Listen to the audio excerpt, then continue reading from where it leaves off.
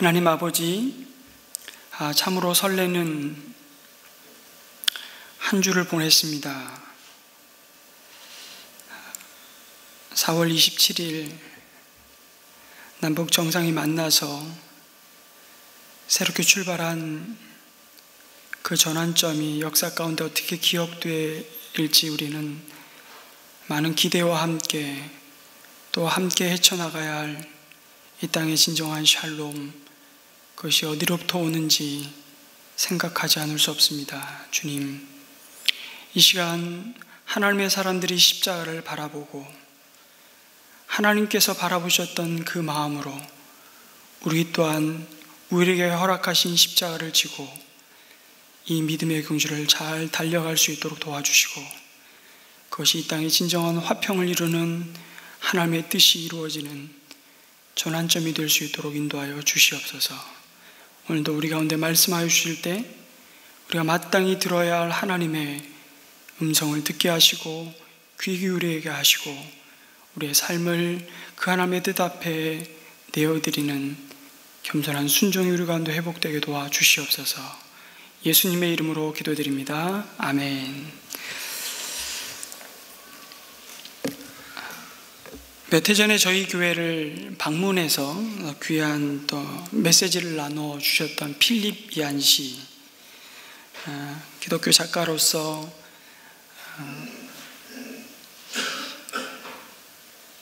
이 시대에 하나님의 마음을 참 귀한 필체로 이렇게 담아서 복음을 전하는 그 필립 이안 씨가 쓴 뜻밖의 장소에서 만난 하나님이라는 책이 있습니다. 제 침실 맡에 항상 이 책을 두고 여러 번 반복해서 좀 읽었는데요. 특별히 이번 주에 읽었던 부분은 그 책의 벽이 허물어지다라는 제목의 글을 읽게 되었습니다. 특별히 이번 한 주간 이 땅에 있었던 사건의 의미를 개인적으로 생각하면서 참 새롭게 다가왔는데요. 그 글을 인용하자면 이렇습니다. 1989년 10월 9일 1989년 동독인들은 디벤데, 번역하면 전환점이라고 부릅니다. 16세기 루터가 종교개혁의 기치를 들었던 라이프치히에서 1989년 4개 교회가 정기적으로 매주 월요일 오후 5시에 함께 기도 모임을 갖고 있었습니다. 물론 이 기도 모임은 그 당시로부터 7년 전인 1982년도에 크리스천 푸에러라는 목사님이 속한 교구 성도들과 평화를 위한 기도 모임을 가지면서 시작되었습니다. 목사들은 옛 루터 교회 찬송가를 지휘하면서 한 손에는 성경과 한 손에는 신문을 들고 성도들에게 설교를 했고요. 이런 식으로 그들은 사방으로 갇힌 동독인들에게 의미와 소망을 주려고 애썼습니다. 한 줌밖에 되지 않던 그리스도인들이었지만 점점 숫자가 불어났고, 이 모임은 단지 신실한 그리스도인들 뿐만 아니라 정치적으로 의견이 다른 사람들과 일반 시민들까지 모이게 되었습니다. 교회는 공산당 정부가 집회의 자유를 허락하는 유일한 단체였습니다. 마치 체제를 유지하고 선전하기 위한 동기였지만, 그러나 이 모임이 그들의 눈에 가시 같은 존재들이었을 것입니다. 종교는 아편이라고 얘기하면서 유물론에 입각해서 그 이데올로기 위에 유토피아를 건설하고자 했던 공산주의, 한창 냉전의 시대 속에서 잠시 중국이 체제를 개방하면서 경제를 발전시켜야 되겠다고 했던 때에 중국 선교사로 가셨던 한 목사님의 이야기가 갑자기 생각이 났습니다. 연변으로 이분이 선교사로 가면서 그 연변 대학생들을 섬기는 사역을 시작하셨는데, 우리도 대학교 때 보면 이제 축제들이 있지 않습니까? 아마 연변에 그 대학의 학생의 날 행사가 있었답니다. 목사님 붉은 땅, 혁명의 땅 중국에서 학생의 날 행사를 할 때 학생의 나라는 정말 붉은 노래, 혁명의 노래가 있을 거라고 생각하고 갔답니다. 그러나 전혀 목사님의 기대와는 달리 그곳에 가니까 예상 밖으로 부르는 노래가 대전 브루스, 목포의 눈물, 아파트, 새벽비가 주룩주룩 이런 노래를 부르더라는 겁니다. 물론 여러분 잘 아시다시피 연변은 조선 자치구입니다.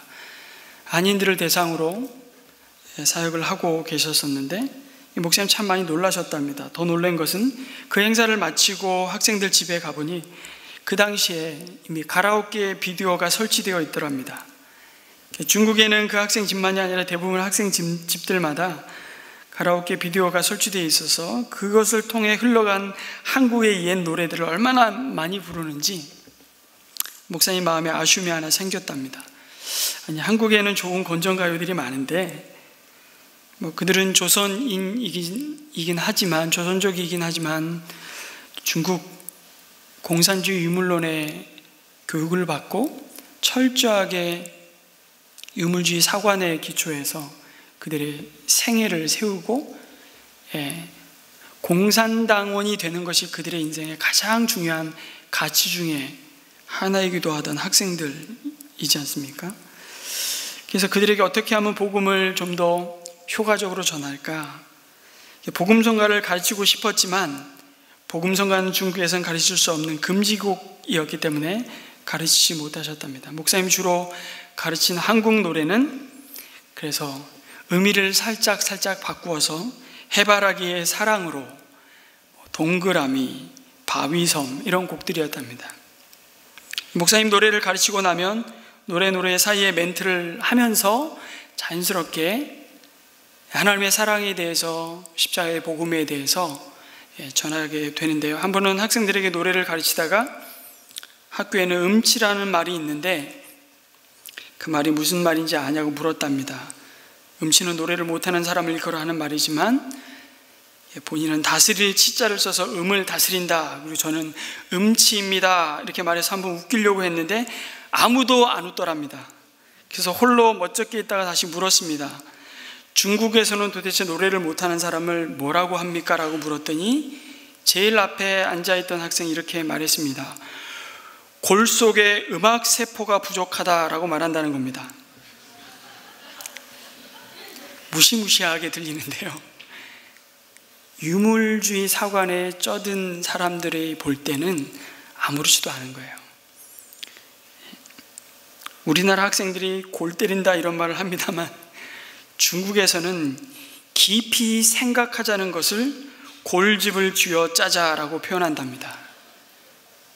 저도 연기를 여러 번 갔었지만 그런 구호들이 간판에 붙어있는, 특별히 우리로 말하면 시청이나 구청이나 이런 데 구호로 붙어있던 내용들이었습니다. 길을 가다가 관공서를 보면 이런 표가 붙어 있는 거죠. 연길의 발전을 위해 골집을 쥐어짜자. 그래서 이 목사님이 한 학생에게 또 물어보았답니다. 그러면 노래 잘하는 사람은 뭐라고 하느냐? 그러자 그 학생은 마이클 잭슨 같이 노래를 잘하는 사람을 가리켜서 온몸의 음악 세포로 충만하다 이렇게 대답했습니다. 정말 너무 우습게 들리는 이야기지만 참 무섭다는 생각이 들었습니다. 여러분, 이 학생의 표현 속에는 예술도 음악도 모든 정신적인 것이 다 물질적인 세포에서 나온 것으로 믿는 유물주의 사상이 그대로 담겨져 있습니다.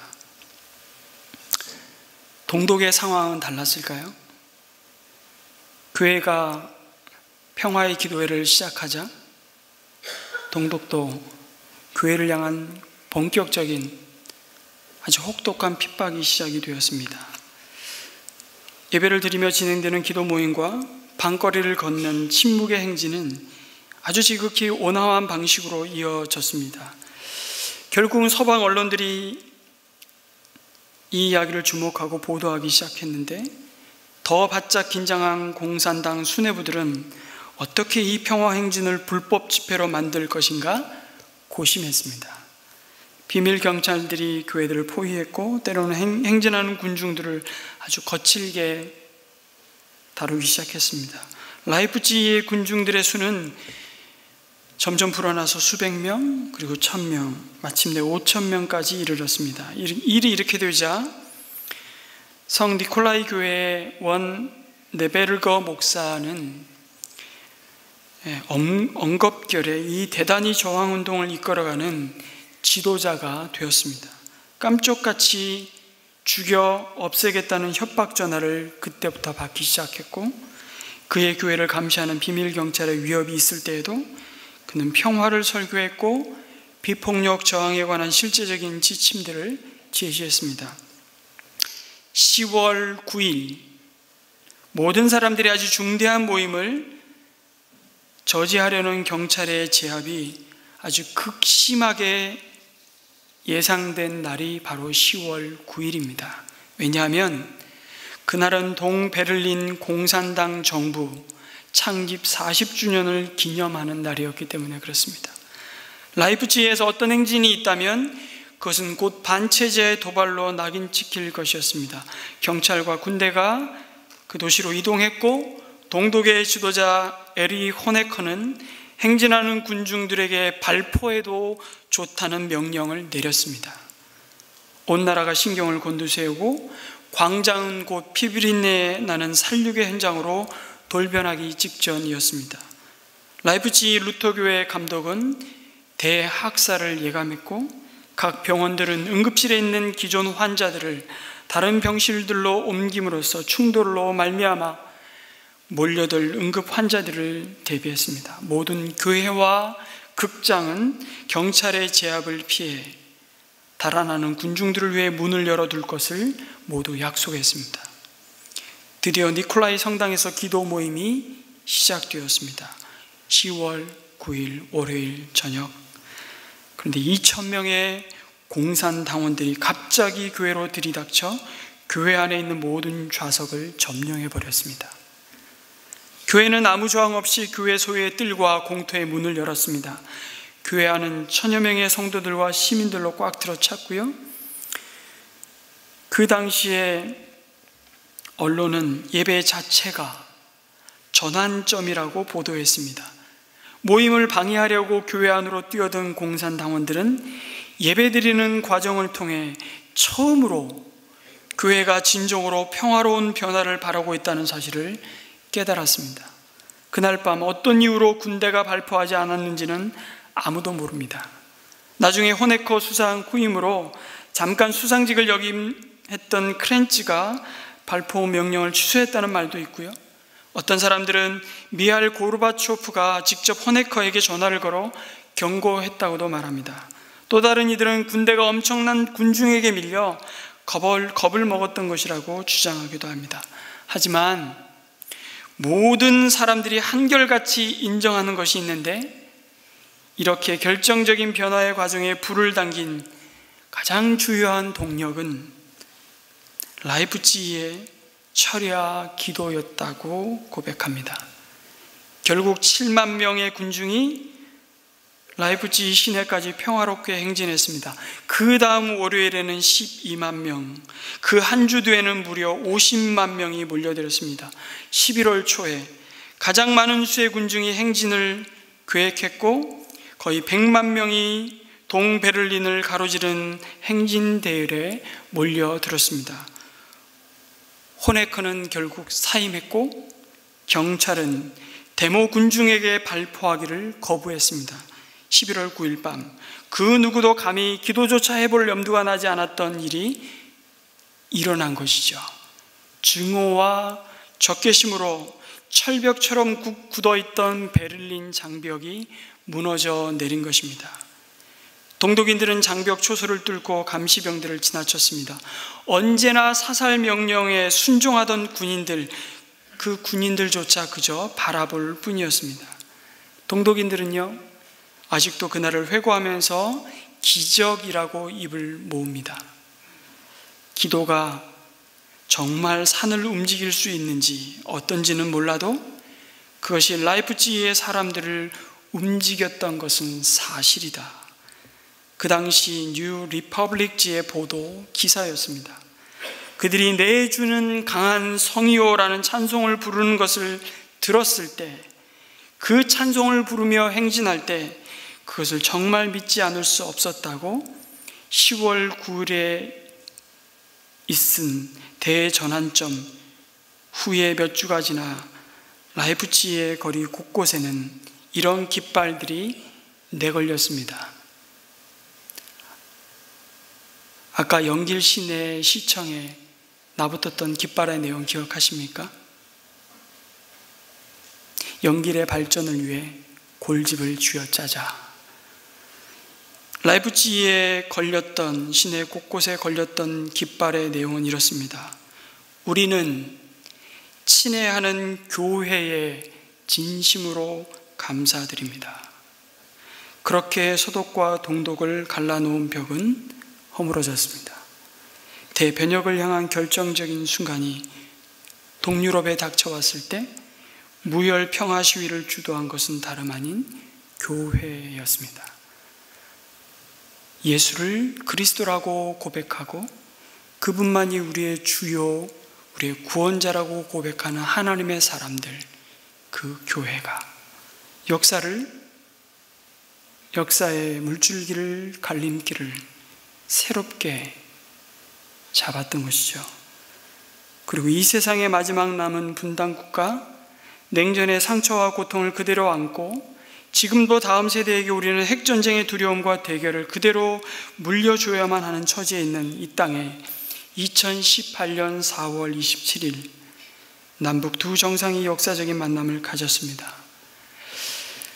두 사람의 어깨가 굉장히 무거울 것입니다. 물론 모든 국민들이 염원하는 한반도의 완전한 비핵화를 통한 진정한 평화와 공존으로 나아가기 위해서는 수많은 인내와 진통이 예상됩니다.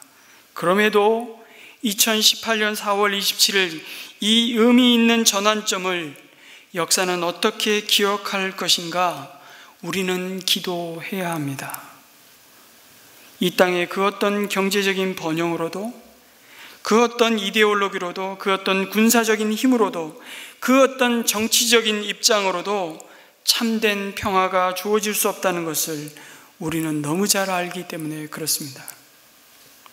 그 평화가 여러분 개인을 넘어 가장 작지만 가장 친밀한 부모와 자식 사이인 가정에서조차 우리가 가진 능력으로 이루어질 수 없다는 것을 우리 날마다 경험하고 있기 때문에 그렇습니다. 왜 그렇습니까? 우리 모두가 한 사람도 예외 없이 자신의 이기적인 욕망을 따라 자신을 위해 사는 자들이기 때문입니다. 그것이 근본적으로 죄 아래에 갇힌 모든 인생이 추구하는 길입니다. 여러분, 그 길 가운데 맺히는 열매는 미움과 다툼과 시기와 분냄과 서로를 원수로 대하는 전쟁밖에 없습니다. 그리고 그 길 끝에 맞이하게 될 운명이 무엇입니까? 바로 사망이라고 말씀하십니다. 유물론에 기초한 공산주의는 이러한 전적으로 부패한 인간론을 부정했습니다. 이미 실패한 역사임에도 여전히 그 이데올로기로 인간을 개조하여 모든 인민이 평등하게 대우받고 어느 누구도 더 갖거나 덜 가짐 없이 공평하게 평화를 이룰 수 있다고 믿습니다. 여러분, 정말 그렇게 생각하십니까? 정말 그렇습니까? 거기에는 더욱 극심한 탐욕이 그 이데올로기를 가지고 사람을 착취해 왔습니다. 여러분, 이 간극을 넘어서 이 땅에 평화를 가져오는 것은 참으로 하나님의 은혜 아니면 갈 수 없는 길임을 봅니다. 참으로 갈 길이 멉니다. 저는 너무 감격스럽기도 했지만 너무 마음이 무거웠어요. 그래서 저는 금요일 날 이 설교를 묵상하고 준비하면서 주보 인쇄가 끝났더라고요. 홈페이지를 보니까 공지가 다 됐어요. 십자가를 바라본 사람들, 제목을 바꾸고 싶었어요. 금요일을 지나고 나서 제 마음속에 제목이 바뀌었습니다, 사실. 그런데 보아라, 여러분, 어떻게 우리와 이 땅 가운데 이 평화가 주어지겠습니까? 오늘 말씀은 인류 역사의 가장 위대한 전환점을 통해 이 샬롬이 우리 가운데 이미 이루어졌다고 말씀하십니다. 51절의 시작이 그 위대한 전환점을 이렇게 선포합니다. 51절, 그런데 보아라. 십자가를 바라본 사람들이 놓치지 말고 주목해서 바라보라고 하시는 하나님의 음성을 듣습니다. 그런데 보아라. 그 장면은 높이 18m, 너비 16m, 그리고 한 뼘 정도의 두께를 가진 아주 정교하고 단단하게 짜진 성전 휘장이 위에서부터 아래로 두 폭으로 찢어지는 광경입니다. 여러분, 이 광경이 왜 위대한 전환점인지 그 의미를 이해하시기 위해 우리는 먼저 십자가를 바라보시는 하나님의 마음과 그 시선을 이해해야 합니다. 하나님은 성자 예수님이 죄인들의 손에 의해 십자가 형틀에 못 박히시는 길을 막아서지 않으셨습니다. 그리고 나의 하나님, 나의 하나님, 어찌하여 나를 버리셨습니까? 라며 절규하시는 성자 예수님의 소리를 외면하셨고 철저히 그 부르짖음에 침묵하셨습니다.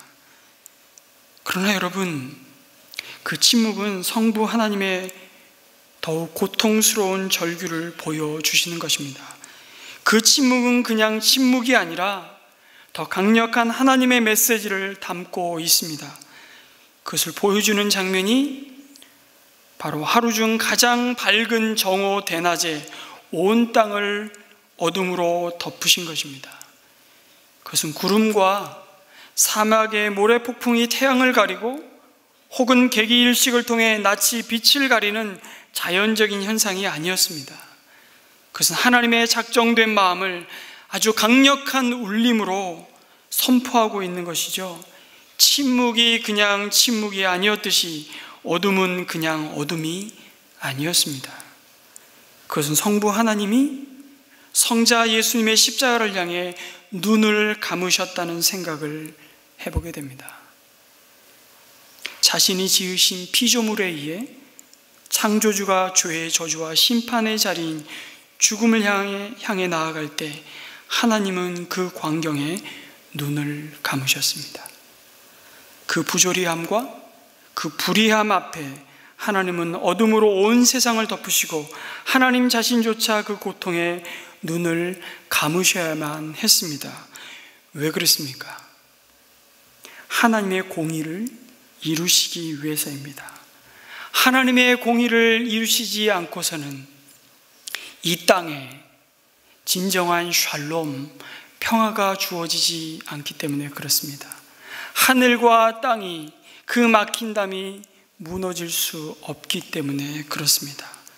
죄에 대해서 반드시 심판하셔야만 하는 그 하나님의 절대적인 속성을 따라 공의의 하나님은 십자가상에 달린 예수 그리스도를 향해 눈을 감으셨습니다. 동시에 그 어둠은 하나님이신 예수님의 속죄가 아니고서는 결코 사함받을 수 없는 인간의 죄악과 불의가 얼마나 참혹하고 깊은 절망의 자리인가를 보여주시는 또 다른 하나님의 메시지입니다. 그 어둠은 온 세상에 한 뼘의 소망도 찾을 수 없는 절대적인 절망과 죽음이 두려워져 있음을 보여주시는 하나님의 소통 방식이에요. 어둠으로 하나님은 말씀하셨어요.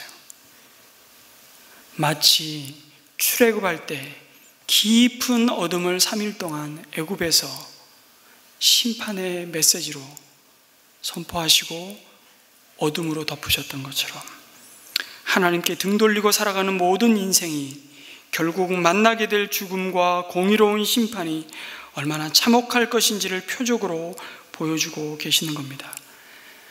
여러분, 십자가를 바라보시며 성부 하나님은 침묵하셨지만 표적으로 더 크고 분명하게 온 세상을 향하신 자신의 뜻을 드러내셨습니다.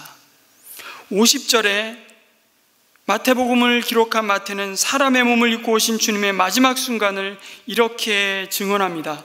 예수님은 다시 큰 소리로 외치시고 숨을 거두셨다. 예수님은 죽음의 어둠 속으로 이 세상의 죄를 가져가셨습니다. 나의 죄, 당신의 죄, 수많은 사람들의 죄, 이 세상을 파멸로 이끈 그 무거운 짐을 다 지고 가셨습니다. 십자가상의 주님은 마지막 거친 호흡을 내쉬며 큰 소리로 외치셨습니다. 마태는 십자가상에서 예수님이 하신 7마디 중에 한마디만 기록하고 있지만 십자가 위에서 주님이 하셨던 마지막 외침은, 그 큰 소리는 바로 이것입니다. 다 이루었도다. 다 이루었도다. 그리고 숨을 거두셨습니다. 나무에 달린 자마다 저주를 받은 자라는 하나님의 말씀대로 십자가는 저주스러운 죽음으로 그 목적을 다 이루고 예수님의 이야기는 거기서 모든 것이 끝난 것처럼 보였습니다. 제자들의 모든 희망이 사라지고 예수님을 따라다니며 받았던 그 모든 가르침과 그 주님과 함께했던 시간 속에 품어왔던 모든 꿈은 이보다 더 허망할 수 없는 순간으로 다가왔습니다. 이게 뭐지?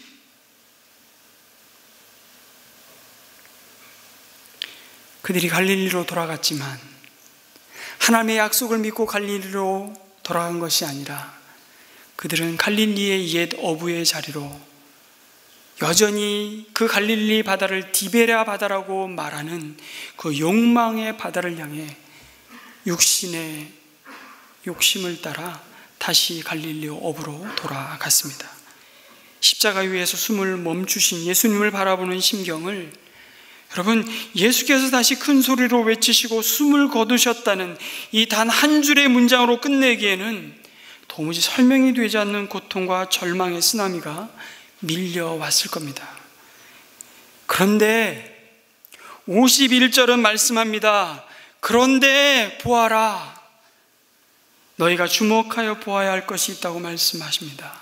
성자 예수님이 더 이상 말하실 수 없는 죽음의 자리로 내려가신 그 순간 하나님은 천지를 흔드시며 고함치며 말씀하셨습니다.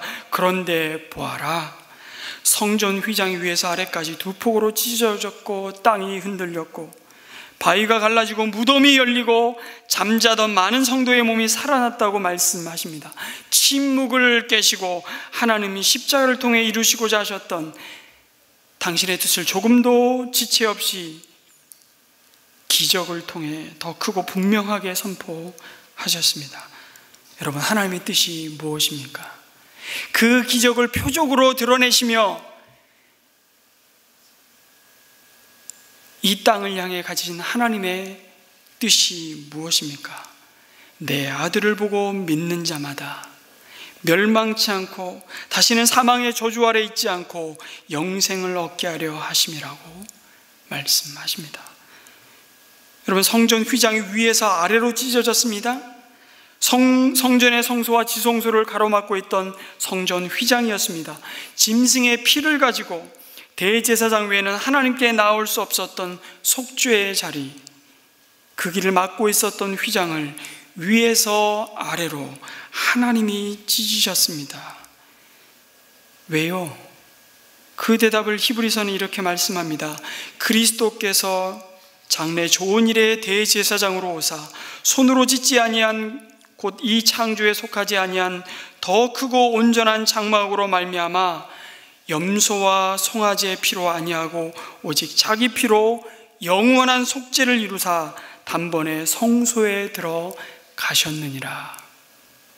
단번에 드려진 예수 그리스도의 희생제사로 말미암아 우리는 짐승의 피가 아니라 예수님의 피로 영원한 구원을 얻게 되었다는 선포입니다. 그래서 이제는 필요 없게 된 지성소를 허물어버리는 사건이 일어났던 것이죠. 하나님이 산 길, 생명의 길을 여셨습니다. 은혜의 보좌 앞으로 나아갈 수 있는 길을 여신 하나님이십니다. 그리고 그 길로 나아올 당신의 백성을 부르십니다. 하나님과 사람 사이 갈아먹고 있던 담을 허무셨습니다. 그리고 우리는 하나님과 더불어 평화를 누리게 된 것입니다. 여러분, 그 담은 사람이 허물 수 있는 것이 아닙니다. 사람의 자격과 공로와 인정받음을 통해 넘어갈 수 있는 휘장이 아니었습니다. 오로지 주 예수 그리스도의 십자가를 통과하지 않고서는 들어설 수 없는 그 은혜의 보좌 앞인 지성소로 담대히 나아오라고 하나님인 성소의 휘장을 찢으시고 우리를 초청하십니다. 또한 하나님은 죽음의 무덤이 예수님을 가둘 수 없다고 무덤 속에 잠자는 자들을 일으키시고 부활의 영광을 미리 선포하셨습니다. 그것은 동시에 모든 인생이 결국 무덤이 가리키는 죄의 결과인 죽음의 자리에서 벗어날 수 없는 운명이었는데, 십자가는 바로 그 운명을 바꾸는 역사적인 갈림길이라고 말씀하시는 것입니다. 예수님이 죽으실 때 무덤이 열리고 잠자던 많은 성도의 몸이 살아났다는 것은 죽음을 정복했음을 의미하는 것입니다. 무슨 말입니까? 예수는 죽었지만 승리했다는 것을 하나님께서 표적으로 증거하시는 것입니다. 그리고 그들은 예수님이 부활하신 뒤에 무덤에서 나왔고 심지어 거룩한 도성 예루살렘 성에 들어가 많은 사람에게 나타났다고 증거합니다. 결론적으로 하나님은 여러분 침묵하지 않으셨습니다. 눈 감지 않으셨습니다. 하나님이 이런 기적을 행하시며 십자가를 바라보는 자들을 향해 들려주는 말씀이 뭡니까? 죄의 삭신 죽음이 주님의 십자가와 부활로 말미암아 죽임을 당했다는 사실을 믿는 자, 그 자가 복되다고 말씀하시는 것입니다. 여러분, 오늘도 우리는 이 주일을 부활절로 지킵니다. 작은 부활절, 죽음이 죽임을 당한 부활의 날로 우리도 부활의 첫 열매가 되신 주님처럼 언젠가 우리들로 영광스러운 몸으로 부활할 것을 소망하기에 오늘 이 자리에 우리가 함께 모였고, 그 소망을 주신 그 주님의 이름을 힘입고 의지해서 은혜의 보좌 앞으로 나아가는 것입니다. 그 자가 복되다고 말씀하십니다. 여러분, 사람들은 예수님을 믿기 전 이런 얘기를 합니다. 무슨 얘기냐면, 처음에 예수 안 믿는 사람들이 예수 믿는 사람들에게 굉장히 거부감을 느끼는 말인데요, 예수 믿으면 천국 가고 예수 안 믿으면 지옥 갑니다. 바로 이 얘기입니다. 이 말이 너무 거북하고 불편한 겁니다. 그 말이 너무 독선적이고 교양 없이 들리는 겁니다. 그런데 어쩌겠습니까? 그런데 이걸 어떤 식으로 이해하냐면, 그들이 그냥 가만히 두면 사람들이 다 천국이든지 극락이든지 좋은 데 가게 되어 있는데, 표현이 거칠어서 죄송합니다. 갑자기 예수라는 깡패가 나타나서 너 나 믿어? 안 믿어? 믿으면 천국 보내주고 안 믿으면 다 지옥 보내, 이렇게 이해하는 겁니다. 나는 아무런 문제 없고 나는 잘 살고 있는데 나를 가만히 두면 어련히 알아서 할 텐데, 오히려 그런 말을 해서 더욱 거부감이 생긴다는 겁니다. 그런데 여러분, 그 말은 그런 뜻이 아닙니다. 여러분, 우리는 가만히 두면 그냥 그럭저럭 사는 인생이 아니라 모두 영원한 죽음을 맞이할 사람들입니다. 아니, 이미 죄와 허물로 죽었던 자들이라고 에베소서 2장 1절은 말씀합니다. 우리는 소망이 없던 자들이었습니다. 왜요? 다 죄인이기 때문입니다. 그게 뭐하고 같으냐면, 어떤 사람이 암 진단을 받았다고 합시다. 그래서 권면합니다. 당신은 수술하면 살지만 수술 안 하면 죽습니다. 여러분, 그게 수술 안 하고 죽으란 얘기예요? 의사가 그렇게 말해서 죽게 되나요? 아니죠. 지금 죽게 되어 있는데 수술하면 살고 가만두면 죽는다는 거 아닙니까? 살 방법을 유일하게 가르쳐 주는 것이지 않습니까? 예수님 믿으면, 그분을 주와 그리스도로 구원자로 영접하면 천국 가고, 안 믿으면 지옥 간다는 것은 가만두면 우리는 다 지옥 갈 수밖에 없다는 사실입니다. 모든 사람이 죄 아래에서 죽음으로 그 값을 치르는 무덤에 갇힌 자들입니다. 그런데 하나님이 예수님의 십자가를 통해 무덤을 여시고 그 사망의 몸에서 우리를 일으키시겠다고 약속하시고, 그 이름을 믿는 자, 그 이름을 부르는 자에게 값없이 구원을 선물로 주셨습니다. 그래서 이것이 복된 소식입니다. 하나님이 단 하나의 것인 겁니다. 내가 그분을 나의 주님과 구원자로 영접하면 하나님의 자녀가 되는 특권을 주시고, 정말 안타깝지만 그 예수님을 배척하고 무시하면 도리가 없다는 것이죠. 할 수 없고 그냥 자기가 가는 길로 가는데 그 길의 끝이 어디입니까? 영원한 사망의 자리, 바로 열리지 않는 무덤이라는 것입니다. 여러분, 십자가를 바라본 사람들 앞에 오늘 말씀은 두 가지 갈림길이 있다고 말씀하십니다. 하나는 십자가를 통과하여 하나님이 열어놓으신 성전 휘장을 지나 하나님의 영광과 임재 가운데로 나아가는 생명의 길, 산 소망의 길이고요. 다른 하나는 그 십자가를 외면하고 하나님이 찢으신 성전 휘장을 다시 자신의 손으로 치고 손 내미시는 하나님의 구원의 손을 뿌리치고 거부하는 길로 나아가는 것입니다. 우리 앞에 놓여진 길은 두 길밖에 없습니다. 십자가를 바라보던 사람들 가운데 여전히 어둠에 사로잡혀 갈 바를 알지 못하는 유리 방황하는 인생의 모습을 보여주십니다. 그들이 누구입니까? 빌라도로부터 시작해서 집요하게 예수님을 신성 모독과 로마의 정치범으로 몰아 그를 죽이는 자리에 앞장섰던 대제사장과 율법학자들, 그리고 그들의 여론몰이에 동원된 군중들의 외침을 보여주십니다. 그들은 십자가에 달린 예수님을 외면하고 마지막까지 그를 조롱하고 저주하는 자리로 나아갔습니다. 그들의 영혼에 드리워진 깊은 영적 어둠은 결국 그들의 구원자로 오신 예수님을 십자가에 못 박았습니다. 그리고 그들은 그것으로 모든 것이 끝났다고, 더 이상 이 나사렛 예수는 우리가 기대할 수 있는, 기대해서는 안 되는 혹세무민의 실패한 랍비에 불과하다고 생각했을 겁니다. 그래도 마지막 희망을 걸었던 걸까요? 십자가에서 내려와 보라고, 내가 하나님의 아들이거든 십자가에서 내려와 너를 증명하고 구원해 보라고, 그렇게 말하는 그들의 모습은 데자뷰 아닙니까? 공생애를 시작하며 광야에 성령에 이끌려 시험 받으실 때 사단이 하나님이신 예수를 찾아와 내가 하나님의 아들이거든, 내가 하나님의 아들이거든, 이 돌을 떡덩이가 되게 하라고 유혹하던 사단의 유혹과 너무나도 닮아있는 데자뷰를 보게 됩니다.